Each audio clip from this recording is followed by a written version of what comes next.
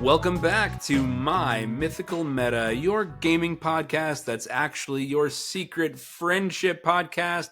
And today we are a Magic the Gathering podcast. Today's episode is in response to some Magic the Gathering Commander news. Strap in for news from the Warfront.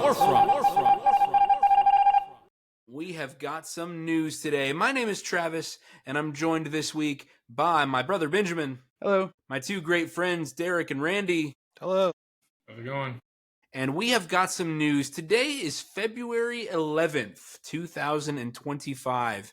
And Wizards of the Coast has released what they hope will be a standardized way to discuss power level for Commander players. As always, the worst part of Magic is other Magic players who don't know how to have a conversation about the game they are playing. Wizards is calling this the Commander Bracket System. Please subscribe, comment with your thoughts on the bracket system. Today, we're going to be talking about this bracket system, some things we like about it, some things we hope it accomplishes, and maybe some failures or some flaws that we see. Today's episode goes out to our longtime patron, David!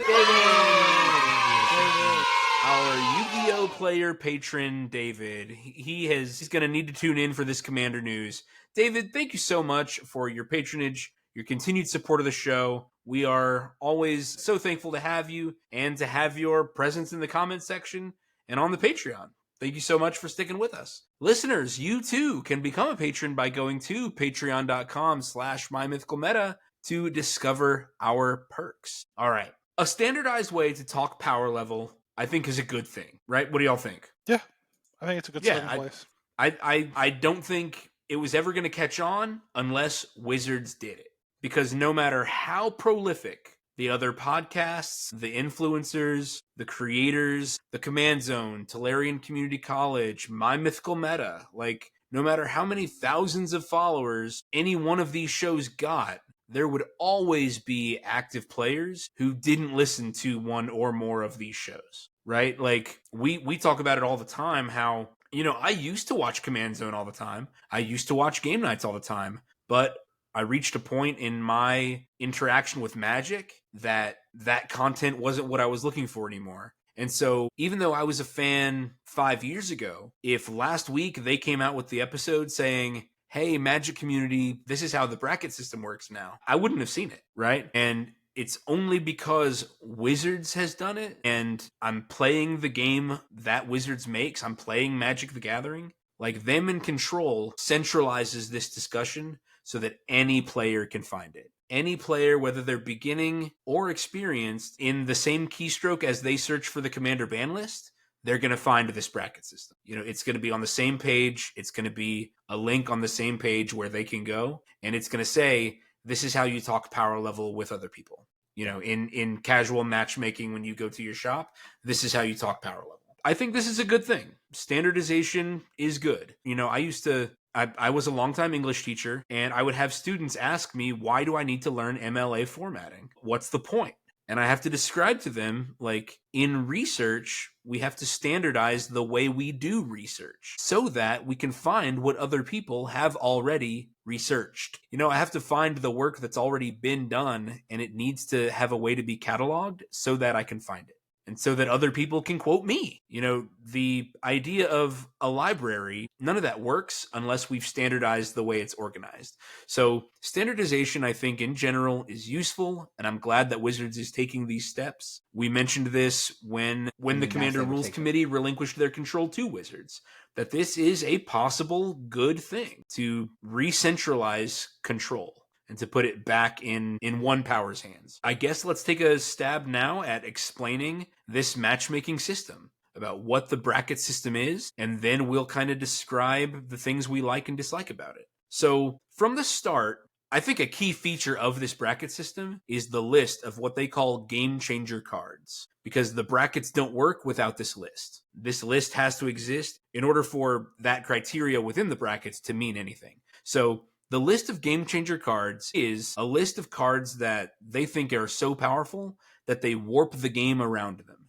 They're going to change the way the game works in favor of the person who played them. And the number of these cards that you have in your commander deck influences what bracket the rest of the deck is entirely categorized in.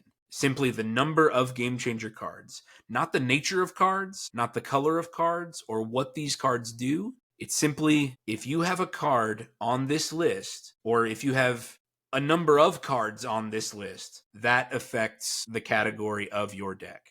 There are some other considerations, such as land denial, extra turns, or infinite turns, and then combos and the number of tutors. If you're listening to this episode and if you've gotten to this part, you probably know what a tutor is. A tutor is a card that searches through your deck for another card. It's going to search for a specific card, either that you need right then, or for a combo piece that you need to win. So those are the other considerations. The number of game changer cards, and then whether the deck has in it at all land denial, extra turns, combos, and tutors. Okay, bracket level 1 is exhibition decks. Benjamin, tell us about an exhibition deck. So an exhibition deck is a deck that's designed to show off something. Could be to show off, we often talk about the ladies looking left. Right? All the, if you have an art theme to your deck, or you're trying to pull off a combo that doesn't win, but you're setting up the Rube Goldberg machine so you can show everyone, look at this neat rules interaction where I can have these 10 cards on the board at the same time. Like if you've ever seen the video of Magic is Turing Complete, and you're trying to build that one, yes. A commander deck that shows that off, that would be an exhibition deck. Ultimately, exhibition decks are not trying to win, they're trying to do something else. So they're generally not going to be oppressive or fast or even very effective. They're designed to have fun on an axis other than winning. And so they are the lowest power level, and they'll be in bracket 1. I have not shown you guys this deck yet. I'm in the process of making a Magic the Gathering commander deck that plays as much like Yu-Gi-Oh! As I can. So it's all about face down cards and face down monsters. Well, that's cool. Yeah. Okay. So foretelling cards, which is placing them on your back row face down. Yeah. I've got something coming. And then also playing monsters face down so that you don't know what they are until they flip. So then I've got a deck sorcerer one? What'd you say, Derek? The Kadena? Kadena Slinking Sorcerer, that's right. That's fun. I like that. Well, it's just Kadena, like they've made 2 or 3 other face down commander cards or commanders, legendary creatures, but Kadena just says the first time you play a face down card, draw a card. Yeah. Like, I'm sorry, you can't. And she says for things like morphing, you don't have to pay the 3 for it. Yeah. Yeah, it's really so strong. Yeah, it's just really good. Yeah, just to clarify, an exhibition deck, in order to qualify as a level 1 low level, it can have very, very few tutors. It can't have any mana denial or extra turns, no 2-card infinite combos, no game changers that are on that list we talked about. It has to be low power level and relatively low interaction. It's not going to keep the other decks from doing their thing. So yeah, no game changers on this list in your exhibition decks. Sorry, if you've got a bad deck and you want it to be well, if you've got a bad deck and you stick Smothering Tithe in there, and you stick Smothering Tithe in there, that's right. Boom. It's gonna ramp up the power according to this system. Now we should lay the caveat out there. I think this system is fine to begin a discussion about your deck's power level, but obviously I think there's huge flaws in just saying at this table we're playing power level 3. Like, yeah, we're gonna get to that. Yeah. Okay. Yeah. Bracket number 2, Derek, take this one away. Yeah, so this is going to be like your average like modern precons. It's the ones you buy in a box from wherever, your local game store that Wizards makes. Our Secret Santa decks that we do like a $50 budget, so we can't afford crazy game changer cards because they're usually expensive. I honestly don't understand the difference between the 1 and 2. I think it should just be precon and less instead of a separate thing of here's 100 cards I threw together randomly because the art's pretty or something, versus like no one's gonna have just like there's not gonna be like a pot of ones all over the place. Maybe there will now. Maybe now I'm that wrong. They've created the exhibition and listed criteria for it. Yeah, this I feel like there are people out there playing Pioneer, like yeah. And Popper and stuff, I suppose. If you build it, they will come. Yeah. Bracket 2, I feel like it's going to be, your entry level, you come in, buy a precon, or you make your first deck, it's probably going to be a 2. This one has restrictions of this one's called core, I should say. No mass land denial, no chaining extra turns, no 2-card infinite combos, and no game changers, and few tutors. And I don't know how many a few is to them. I would assume maybe 2 or 3, but I wouldn't put any more than that. That's the feeling that I got when they said few tutors. Yeah. But the word few. Yeah. And I don't know. That being also could be anything. Yeah. Hopefully you're being honest with everyone. If you've got 4 tutors, like, hey, it's got 4 tutors, maybe a 2, maybe a 3, instead of just saying, oh yeah, it's just a 2. Just a 2. Right. Yeah. I think the main difference here is with intent. Ones are not, you're not trying to win, you're trying to accomplish something other than winning. 2s might be entry level, but it's entry level who want to win. They bought a precon thinking it was a precon that would win the game, or they threw together a casual deck that has a game plan, as opposed to, I put together all of my cards where the art reminds me of Owen Wilson or whatever. I think we should not neglect to say the modern day precon is good. Yes. Yeah, they're good. The modern day precon is good, and I will never forget when we were in the midst of the Ascension Classic and Derek bought the Merfolk precon from Lost Caverns of Ixalan. Yeah. That thing was really good. Mm-hmm. It was really awesome. I mean, what was the ability that at the beginning of combat, every merfolk you control explores? Yeah, I think so. Like, wow.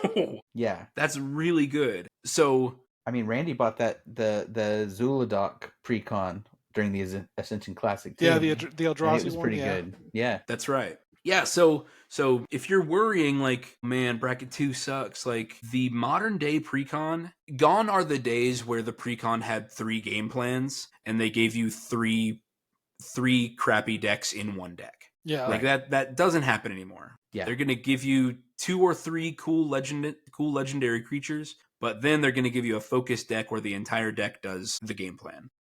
Well, I mean, just kind of as an example, I mean, we were looking at this before the show started. The Voja deck that if you've been listening, you've heard us talk about a lot, would qualify as a 2. And won the game on turn 5 last time we played, right? Because it lacks the game changer cards. Yeah. Any cards on the game changer list? Yeah, if we're being very strict about those requirements. Yeah, right. It doesn't deny mana resources, it doesn't chain extra turns, no infinite combos, no game changers, maybe 1 or 2 tutors, creature tutors or whatever, but basically it doesn't do any of that stuff. So it's a 2, but it's very, very strong at a casual table. Very strong. Yep. Next one, bracket 3, Randy. Bracket 3 is upgraded beyond the strength of an average precon deck. So that means no mass land denial, no chaining extra turns, but it can have late game, whatever that means, 2-card infinite combos, and 3 game changers. What does that mean? That's where 99% of every deck is going to be. So a 3 means nothing in my opinion. Yeah, I definitely think that that's a flaw of the system. As we've literally within the hours that we were planning this episode, Architect has got a new feature up and running where it can estimate your deck's bracket level. If you've got a legal deck in Architect, it can estimate its bracket level. And they're all 3s. Like 90% of mine are 3s, and the rest say 1s and 2s. The rest say 1 or 2. Some of my stronger decks say 1 or 2. And some of my weak ones say 3. Yeah. So it means nothing to me. I'm already salty at this. And I'm like, it's beta. They're just showing that they're trying. Yeah, they're just trying to figure the kinks out. But I'm like, it's funny I because I think it's happening to me because I'll build bad decks, but then I'll put a game changer card in it because I want to make it better. Right. What I think is, and then if the rest of the deck is good, I don't feel as pressured to put a game changer card in it. I think that there's going to be people out there that are like, I'm going to build what is basically a 4 or a 5 CEDH deck. Yeah, and it's like, but I want to make it a 1. So they're gonna have just so they can pup stomp the 1s. Or they go down to LGS like it's a 1. It's a 1. And it's like, no, it's still CDH. You just like, and once again, the worst problem with slightly- this is the players, Right. who are going to take advantage of what is a flawed system. And I think if you want to do that, do it with a group where you're all doing it. How we have deck building challenges. It's like, Yes. okay, let's take a CEDH deck and get as close as we can to CEDH in a 1 or a 2, like following their guidelines. Yeah. You know? Yeah. It's like, I think it'll be a fun challenge, but I think some people are gonna like, it's just a 1 or it's just a 2, you know, like it's like it's still a $600 or a $6,000 because I'm guessing like all those old dual lands don't count No, yeah, none towards of them are any of game this. changers. So it's Yeah. like I can have a $10,000 mana base, Yeah. you know, and it's Yeah, a 1. It's a 1. There's a few lands are on here: Gaia's Cradle, Ancient Tomb, Tabernacle. Glacial like- Chasm. Yeah, but all the dual lands and stuff like that. Now I know that they're not a But I do huge think those are advantage. the only lands on Sarah Sarah Sanctum Sanctum, and Tabernacle at Pendrell Vale. which is a $3,000 card. Yeah. Well, that one was already banned, so it doesn't change much for me. But yeah, I could just see that being a thing that people try to do is Yeah, I Keep would going, say it's like- that this bracket system isn't law, and so people could lie and do whatever, but also I don't have to play with you. yeah, cool. You know, I Yeah. reserve the right to play with whoever I want to. Yeah, there are no bracket police Yeah, Travis, who go are back. gonna come down with the Fairly Odd Parents "The Rules" book Also, and grade your deck. also say, Travis, go back and insert here or whichever corner you want to the video where we talk about like okay, yeah, you can go to a LGS and curb stomp someone. We had a discussion about this. It's like, but no one's gonna play with you again. That is a recurring discussion but even before you said that, I was thinking, I think we've said this before. Yeah, Like other players are not hostages. You cannot force people to play Magic the Gathering with you. And so if you take advantage of them, or if you wrong them or lie to them in terms of the performance of your deck, other people can choose to simply not play with you. Are y'all cool if I do both Do 4 and 5 at the same Yep. time? I Has feel like they go together because the categorization of them is the same. No restrictions other than the ban list. So 4, they call an optimized deck. It says high power commander. It's time to go wild. They've put this in their official communications about how to grade your commander decks. we're and then then- quirky. Yeah, we're quirky and wacky. And then the 5 is CEDH, high power with a very competitive and metagame focused mindset. I like the wording on 5 actually, where it says a competitive and metagame focused mindset, because that's different than the way we build. I think we build based on each other, but at the competitive levels of any format of Magic, there is like a rock paper scissors relationship between the archetypes and between the decks that are powerful at that moment. And so if your deck is built with that mindset, there is a separation between CEDH and optimized, I think, because you're putting silver bullets in your deck that might only be good against other CEDH decks. Mm-hmm. That, if they're putting in stuff, here's one that I'm thinking of: the cards that say if no mana was spent to cast the spell, counter it. Yeah. Like if somebody plays that against me, they're never going to get a single mana value or drop off of it, a value from it. Yeah. Get a lot from me, probably. Yeah, they would from Derek. Derek likes to run They'll his. get stuff for Derek. I have my but commander, so I'm gonna get a free spell. not for me. I'm paying the honest prices for all my cards. So or not for free. But anyway, so I think that's interesting, a metagame focused mindset. Okay, so that's the 5 brackets. Exhibition, core, which is the power level of a modern day pre-constructed deck. Upgraded precons, which can have up to 3 game changer cards from the list, which I think is really the only main big thing. The upgraded ones allow for late game 2-card infinite combos. Again, late game 2-card infinite combos. Benjamin mentioned earlier, maybe you've got 2 cards where one's 4 mana, one's 5 mana, or I don't know, but Yeah, well, I mean, think about like or you have to just play up the mana Sanguine curve in order Bond to do it. and Exquisite Blood. Exquisite Blood. Exquisite Like, Blood. Yeah, Baby's those, first perfect. combo costs 9, so yeah, well, 10. 10. It's 5. Yeah, 5 apiece. But you still need a third card to set the whole thing in motion. Yeah. Or like in my Zakama deck, well, Zakama costs 9, but is a 2-card combo with there's the land that you can pay 3 mana and tap it to return your commander to your hand. I would have known it if you hadn't read out the ability. Yeah. Really? No. I mean, does that ever happen to y'all on when you're all the listening to time. Magic Podcast or what? Randy's like, y'all listen to Magic? Sanctum of Eternity. You remember card All right. names? Sanctum of Randy. Sanctum of Eternity. Sanctum of Eternity. You pay 2 and tap it to return target commander you own from the battlefield to your hand. Activate only on your turn. So obviously Zakama, when it comes into play, untaps all your lands. So if you have enough lands where you can pay 9 mana for Zakama and activate the ability and have mana left over for whatever else, then that's infinite mana. But obviously you're looking at having 13 lands 11 in play mana when you to do that. Yeah. 11, well, plus itself Well, is you a need land. 14. Oh, plus itself. So no, you need at least 13 lands. 9 for Zakama. 13 lands just to break even, but you need 14 to get infinite. You need 12. The ability only costs 2 instead of 3. So you only need 9, you need 13. And then 10, 11 to activate. Then it has to activate itself. Yep, so that's 12. So That's you need 13. yeah, so 13, yeah. You need 13 13 lands for the extra mana. to go infinite.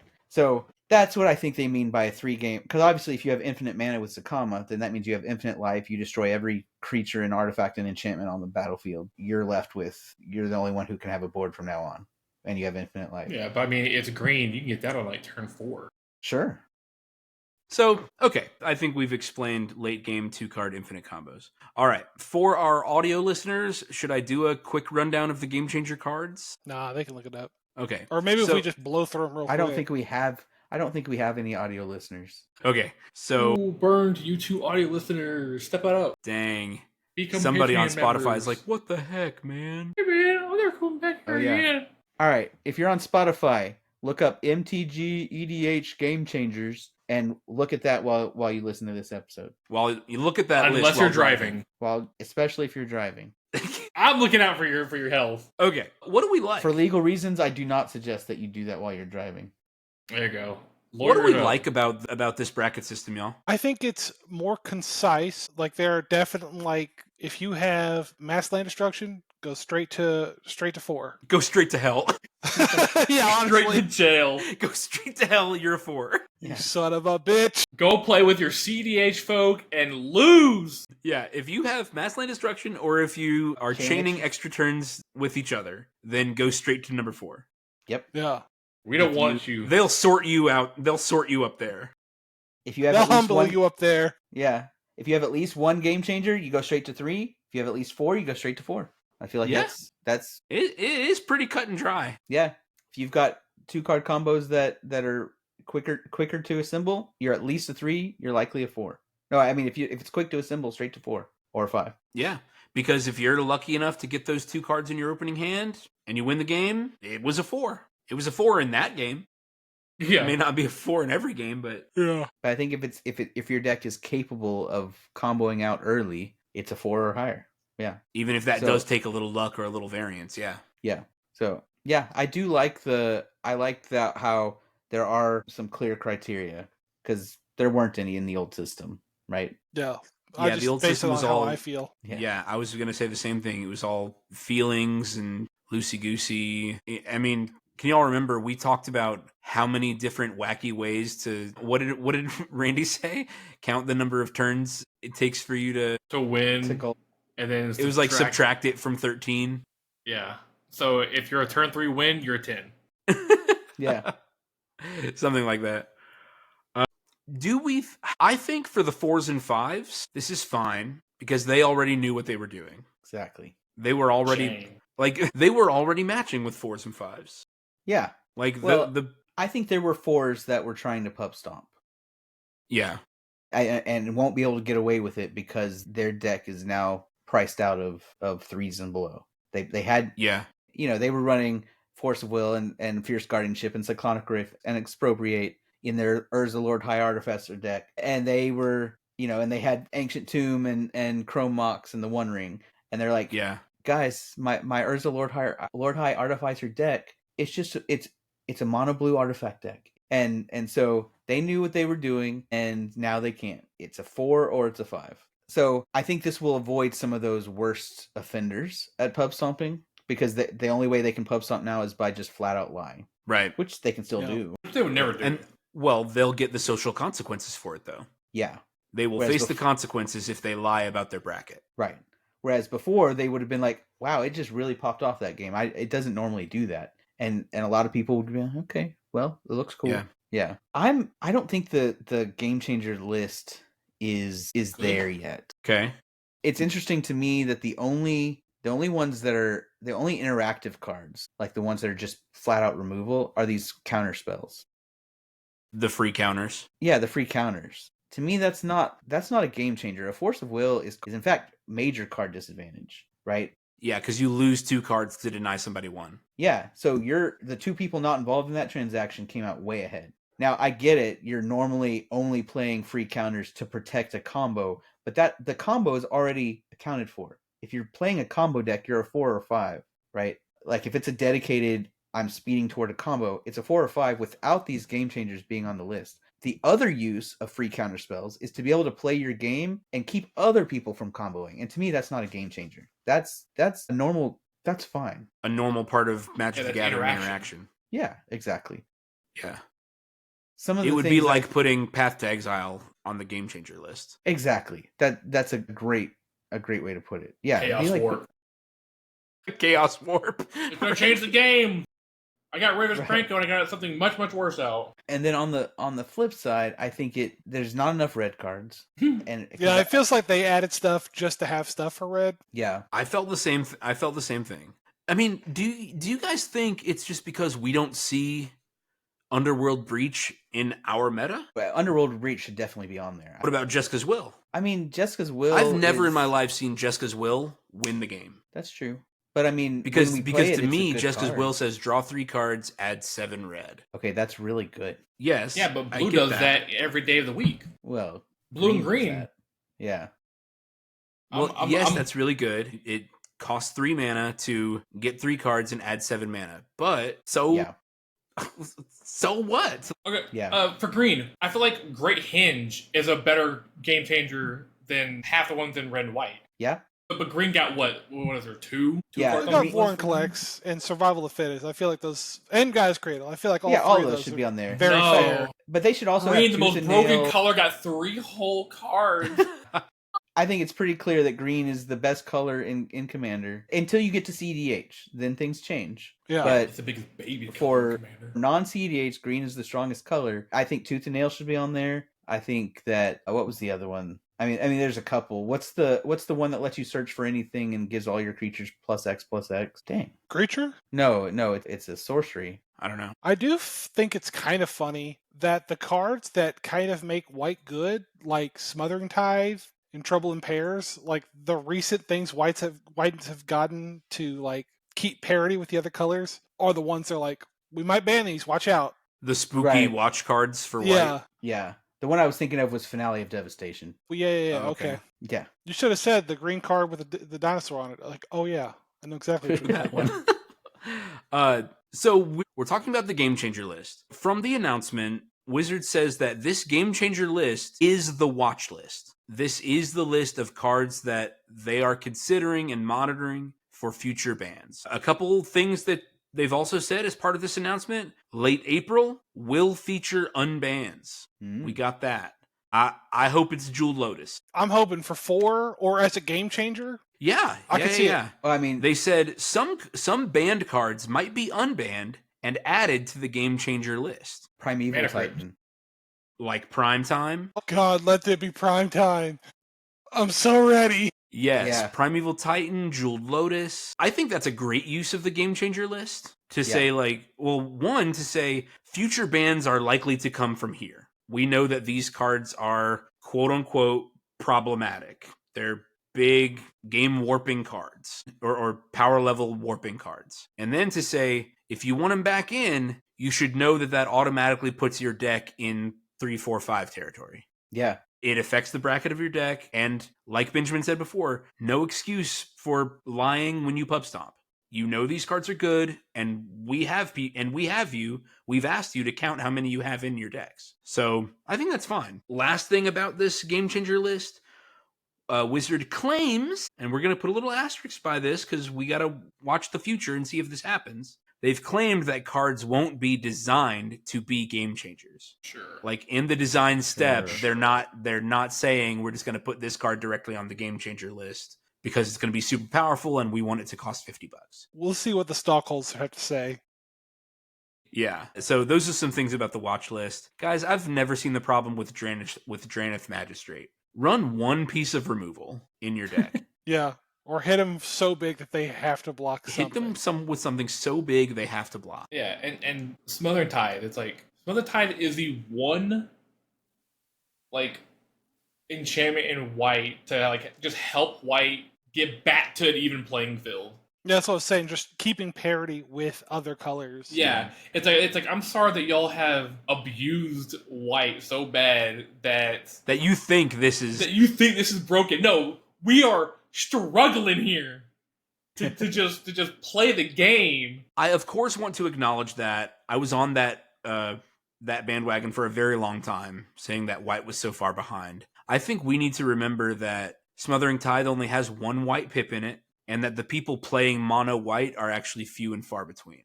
Like most Magic players, I think know that mono white sucks and they just aren't trying it.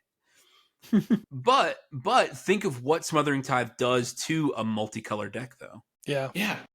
Oh, it can really ramp up the mana production. Like, think of a white-green deck that also has Smothering Tithe in it, or a white-black deck, blue or white-black that's benefiting from those treasures entering. Like, every color pair with white has a reason to be running Smothering Tithe. Like, Smothering if you're Tithe running white, you need to run Smothering Tithe. Yeah, and I think that's why it's on there. And that's why it's on here. Is an because auto-include card. That's it's fair. an auto-include card that powers up every color combination. Mm-hmm. Yeah. I think ultimately, what? I would say I'm looking at the ban list. Derek's making his wish list for unbans. Yeah, well, I'm just like, so like, say they start unbanning stuff, and I'm thinking, if you could only have 3 cards from this list.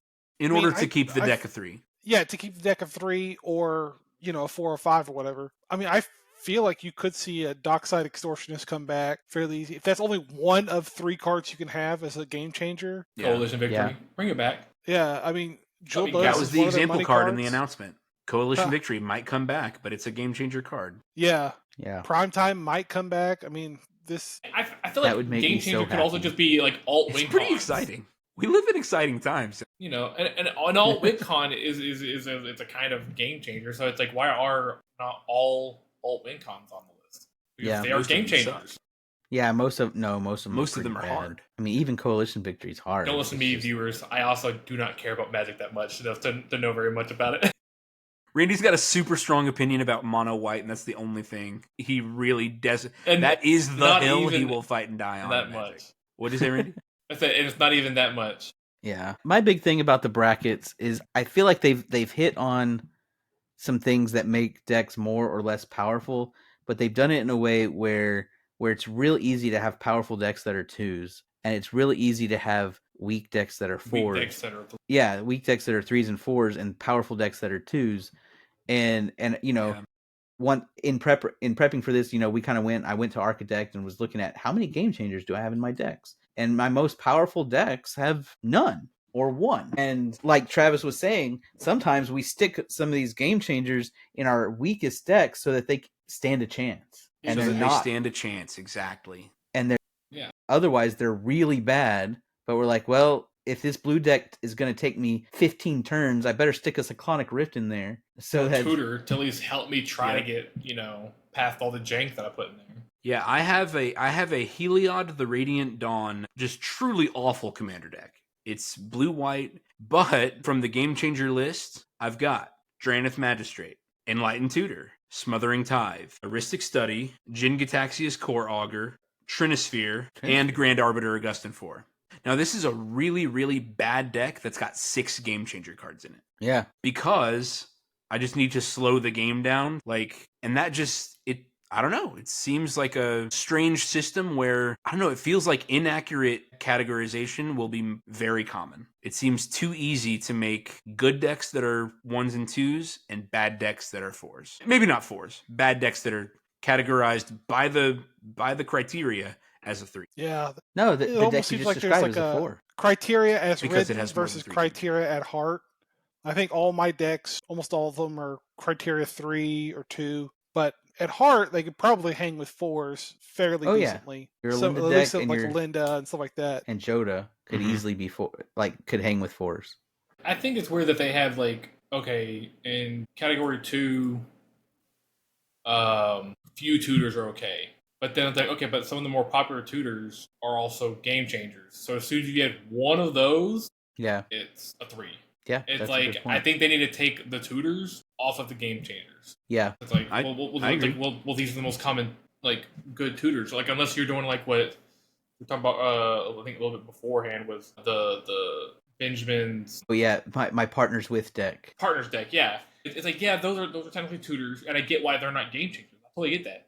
But it's like most people aren't running partners. If they're running a tutor, they're running Enlightened Tutor, Dirt Tutor, Audit Tutor. Like they're running the tutors.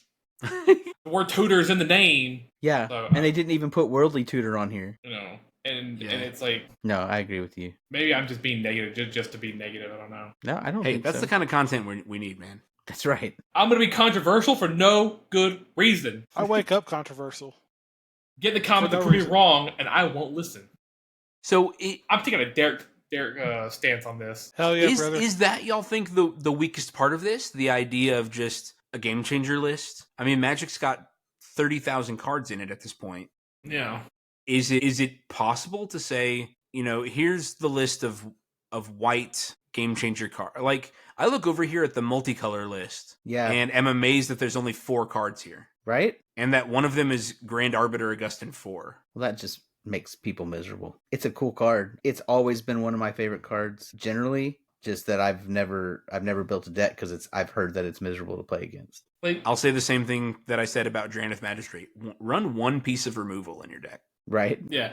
And then pay 2 extra for it. But I would put Archangel Avison over Drannith Magistrate, like making everything indestructible. Well, she costs 8 and it's 3 white pips. Yeah, but still, to me, that's a lot harder of a thing to deal with than Yeah, you Drannith can't Magistrate. just save Yeah, one by the piece time of you're getting removal. there, the game should be winding down to help you close out the game. Yeah, but they put Jin Cataxias on here. That's a 10 mana card. Yeah, well, There is no rhyme or reason. Cats and dogs living together. You can't have a hand. You can't draw into answers. You're just top decking the whole time. Yeah.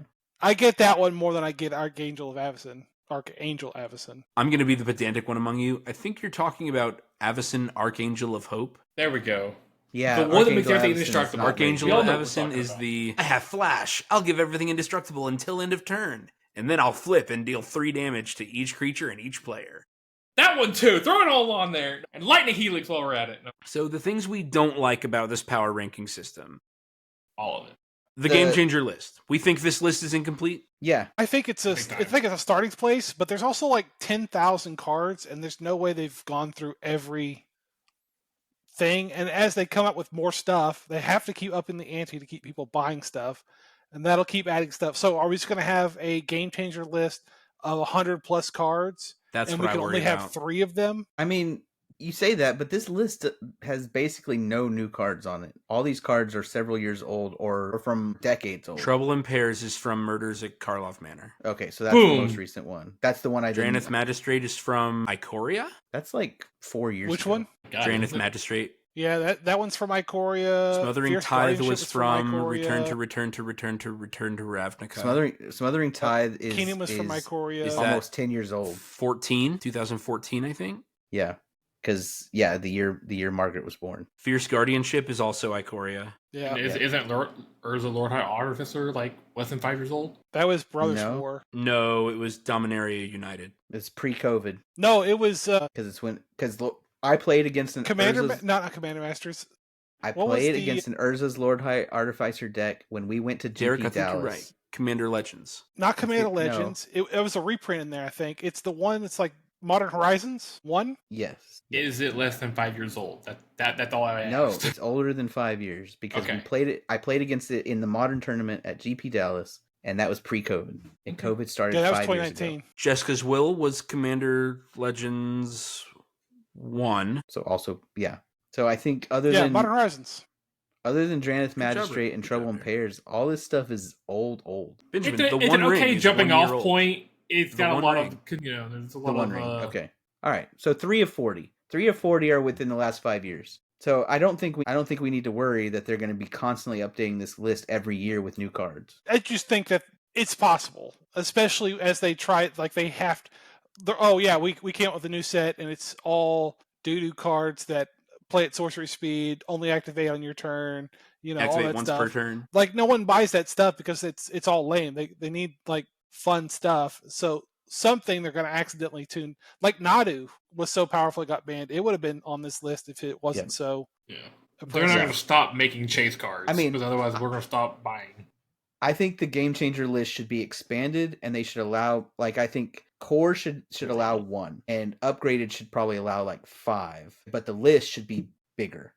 Should be like 100 cards. I think that's what I was thinking too. I was thinking 3 seems too low because it's too easy for my bad decks where I've put those crutches in to be marked as 4s when they should be 3s. Mm-hmm. But I also think that 4s and 5s, like everyone knows if they've made a 4 or 5. I think, but I think there must be a way to quantify that, like beyond intent. Yeah. Well, I mean, 5, if you've made a CEDH. Yeah, I think 5 is just mindset. Yeah. 5 is just mindset. But 4, I think there must be ways to quantify it beyond you don't meet the criteria for 3. There's got to be some, like, I feel like the 3 should be expanded. Like, the 1, 2, and 3 should all be expanded with their criteria. Unless our meta is just really weird, which I don't think it is, because, before I moved to Houston, I was playing in San Angelo, and there were the similar decks, right? Yeah. There was somebody with a Zubera deck that was a 1, and there were people. Zubera. Yeah, it was cool. It was a cool idea. Yeah. But it, okay, I get what they're doing. They're trying to loop the Zuberas, and most people play in the 2s and 3s. But I think if I was starting from scratch, I'd probably just have 3. Highly optimized and CDH would be one category. Because a highly optimized deck, even if it's not intended to be CEDH, should be playing enough interaction to stop the CEDH, and so could hang with them, right? So that'd be the 3s. The 2s would be, you've been playing for longer than a year, you're not playing with a precon. You're playing with a deck that you've upgraded that you're trying to win with. 1s would be precon and below. You're playing a precon fresh out of the box, or you built an intentionally bad deck. That would be it. You built, precons and below. I respect it. Middle tier casual trying to win, and CEDH and optimize. That's how I would do it. I think that makes it real easy. Yeah, but we know that Magic players don't know how to talk. They don't know how to put what they've built into words to say them out loud to other people. Yeah. And so they need a checklist like this that they need Architect, a database, to literally tell them your deck is a 3. That way they can walk into a shop with a sign that says my deck is a 3 and avoid speaking to other people as much as possible. I think it's also for